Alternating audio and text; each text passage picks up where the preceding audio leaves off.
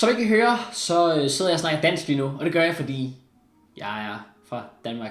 I Danmark er jeg født, der har jeg hjemme. Ja. But ich heiße Matthias und not from Deutschland. Okay, nice. Jeg er Tjek, do you wanna chime in as well? You're English, my friend. Hello, je m'appelle, FIFA. Okay.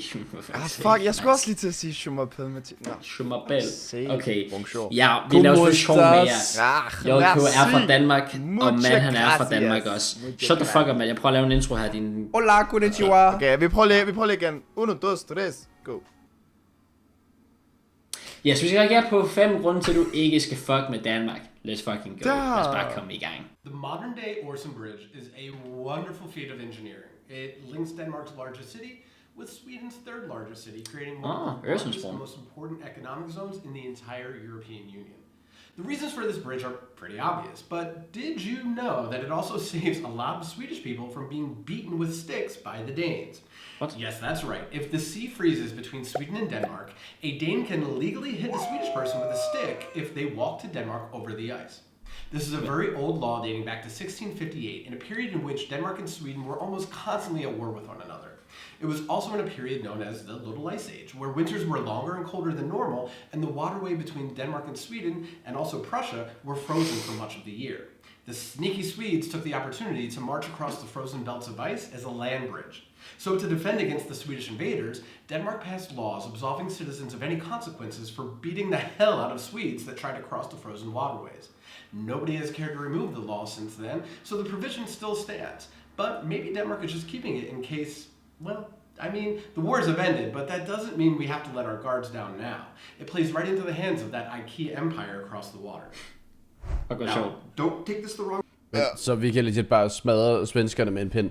Ja. Ja, hvis de går på isen over til Danmark. Sygt nok. Let's go. Danish people have a bit of a reputation for being a little passive-aggressive. If you find that to be true as well, you should know that this trait was definitely inherited from a long lineage of next-level pettiness. One example of this long-term passive aggression came in the form of a very festive breed of pig. This pig originated in southern Schleswig in the late 1800s.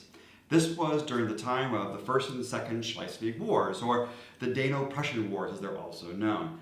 Basically, during this period, the borderlands between what's now Denmark and Germany were fought over many, many times. And the states of Schleswig and Holstein particularly saw fierce fighting. Yeah. In the end, a number of Danish-speaking people in Schleswig who were culturally Danish suddenly found themselves occupied by Prussia and later the German Confederation. Their Danish culture was suppressed by the Prussians and the Germans, and in fact, they were even prohibited from raising the Danish flag.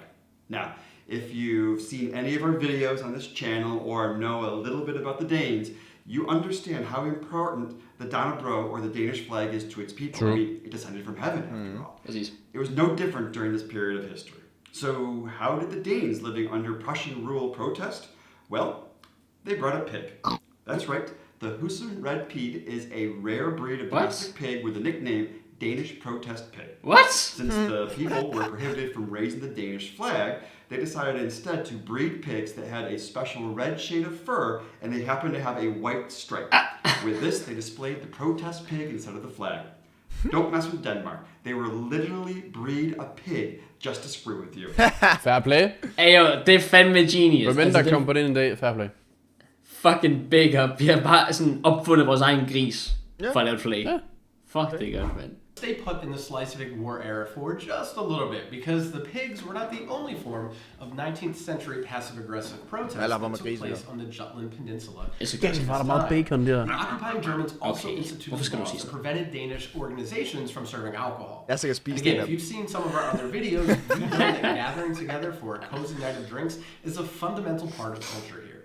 This also struck a major blow to the local community halls, which also functioned as political gathering spots. That's the real reason why the Germans targeted them in this way. So all of a sudden, the Danes needed a non-alcoholic reason to bring people together. Their temporary solution involved another main staple of the Danish diet, the protest cakes. More specifically, it was the soon-to-use kaffebrød. Ja, sønderjysk kaffebrød. Basically, the occupied Danes took a normal table and covered it in dozens of pastries. You could think of them as rebel cakes. And today you can still find them. Har I nogensinde prøvet det? Nej, jeg gad virkelig, virkelig godt. Nej, men jeg er vel egentlig teknisk set en del af Sønderjylland. Har jeg ikke? Jo, jeg tror Kolding er en del af Sønderjylland. Er det? Ja, det kan godt være, det er det. Jeg har aldrig prøvet det. Jeg har bare hørt, at det skulle være voldsomt. Altså, der skulle være så meget mad, og det skulle være så godt og sådan noget. Ja, du kan slet ikke komme igennem det. It's a nice reminder of how a little ingenuity and that classic Danish resistance helped the people to hold on to their culture, and it birthed a new tradition in the process. Bacon and cake are a very Danish way to protest, and another reason not to mess with the Danes. They will cake the hell out of you. 95% of Danish Jews survived the Holocaust. So how did this happen? Historians still debate how Denmark handled the Nazi occupation, but the capitulation of Denmark during World War II meant that Danes largely could govern themselves domestically. As such, Denmark never had to register their Jewish citizens or their properties, and in fact refused to enact some of the occupation policies to be directed at their Jewish citizens. The Danes of this period, their countrymen and women were Danish regardless of their religious traditions. This sentiment actually wore off onto a German diplomat by the name of Georg Dückwitz. He was a high-ranking Nazi who was assigned on duty to George Denmark. Dubugler. During his tenure in Copenhagen, he worked to make sure that Hitler's final solution was... dig. Du sagde vel ikke lige MyG til en nazi? Hvorfor ikke JK? You fucked up badly. Goddammit. Delayed and put off. Hitler that there was no Jewish problem in Denmark. In August of 1943, the Germans were losing ground in the war and their tolerance for Danish self-rule was starting to fade. A state of emergency was declared, and the result of this was the resignation of the Danish parliament in protest. Det er rigtigt. On September 11th of that year, Dückwitz was informed of the plan to round up Denmark's Jewish population on the 1st of October. He flew to Berlin in an attempt to stop this, but he failed. From there, he went to Stockholm for a diplomatic task, and during that managed to convince the Swedish Prime Minister to take in Danish Jews. When he returned to Copenhagen, he informed the members of the Danish resistance and Social Democrat and future Prime Minister Hans Heltoft. Heltoft notified Jewish leaders and the rabbi of Copenhagen synagogue that they were to spread word to the Jewish Danes to go into hiding. During the raids of the 1st of October, only a handful of Jewish Danes were found, mostly those who were too old or too sick to go into hiding. The Germans could not find the others due to a very quickly organized operation. Okay, det skal jo faktisk sige, så han var faktisk en G, ham der, den tyske nazi der. Det var det, Ja, det var også der, hvor Jokon sagde det. Han var jo faktisk, ja okay, back up Jackie. Det er godt, du kender ham jo også, du har hørt ham før. Ja, selv. Underground resistance first hid the Jews and then began moving them towards Sweden using hundreds of small boats in one of the most heroic rescues of the Holocaust. With the help of Danish fishermen, the Jews of Denmark crossed over to Sweden. And it wasn't just fishermen. Danes from all walks of life went into action in order to save their Jewish countrymen. Protesters poured into the offices of the German authorities to disrupt their responsive operations. King Christian X expressed his firm objection to the German plans, and the head of the Danish church did as well. Both used their platforms to publicly urge Danish people to help the Danish Jews. Danish police, in fact, refused German orders and even went further to provide cover and safe passage from hiding places in the city towards the beachfronts. Universities closed down for a week, and the students jumped into action to assist the rescue operation. Many think that this was a one-night affair, but in fact... Så vi skal bare, altså hvis vi går i krig, så får vi fri en uge, eller hvad? Så er der nogen, der må tage en for holdet. Jeg vil sige, proteinpudding, der er der et lille, der går man normalt i krig, sådan, for at få fat i nogle af dem. Der skal man altså op klokken 7 for lige at få op i Lidl, så... Ja. Svarer nærmest til det samme? Jamen, det er så noget, vi får en uge fri, når du gør det, eller hvad? Fordi I'll take it. Det var lidt det, jeg tænkte. Okay. Jeg stemmer på. Rescue went on for 3 weeks, and in its course, 7,200 Jewish citizens and some 700 non-Jewish relatives were all taken to Sweden. Again, further proof, don't mistreat any of the Danes, because if you do, you'll end up messing with all the Danes. Men på mange måder, fordi jeg tabte dem for 3 minutter siden. To the police, to the students. Fair.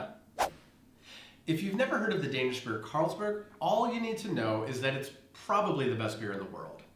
The brewery here in Copenhagen was founded way back in 1847. Til classic so bedre. you would expect it to have some really cool. Det var den der dårlige The brewery is currently close to renovation. Jeg synes but when it også reopens, altid folk you snakker should dårligt actually om go and Carlsberg. explore the history there if you're ever in Copenhagen and you're curious about the heritage of Carlsberg. Part of that history involves something that you wouldn't necessarily expect from a brewery. There's a secret underground Cold War bunker. It's tucked beneath the original factory in damp catacombs that once stored and cooled Carlsberg beer. During the 1950s, Denmark installed missile detection systems and monitored the airspace around the Baltic Sea. As the eastern edge of the NATO alliance in that period, Denmark played a key role in military surveillance, and they hit it where nobody would expect, under all the beer. So welcome to Denmark, where even the beer producers will do their part to make sure that you can't mess with the Danes. And speaking of Carlsberg, did you know that a strain of brewing yeast developed at Carlsberg changed the way that beer around the world is brewed? You can learn about this in another video we have about 7 cool Danish inventions, and in 2 weeks we're also going to have another video about how McDonald's learned the hard way that they shouldn't mess with Denmark. So make sure that you're subscribed and come back and find it. And if you're watching it now, you may find it right here. Det var ligesom med Bornholm. Det var også, hvor det lå under øllen. Ja, præcis. Knowledge. Altså, Ja, det er... ja. Danmark er undefeated. Enig. Af det, jeg prøver Men at sige. interessant, og vi lærte meget, og det er jeg glad for. Vi lærte meget. Lærte I noget? Og hvis I gjorde, så smid like på videoen. Og noget jeg også... Jeg prøver at sige noget sjovt, jeg kan ikke finde på noget sjovt. Men ja, prøv lige at høre, mine damer og herrer. Det er en fornøjelse. Og vi er selvfølgelig tilbage igen, som altid, i morgen kl. 17 på kanalen. Så ja, hvis I ikke er subscribet, så husk, spil ned og gør det. Vi er... Vi skal... vi tager på Tjek, faktisk, ikke?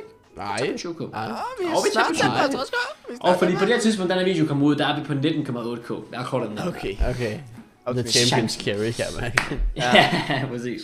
Well, anyways, boys and girls, vi ses i morgen til næste video. Peace out.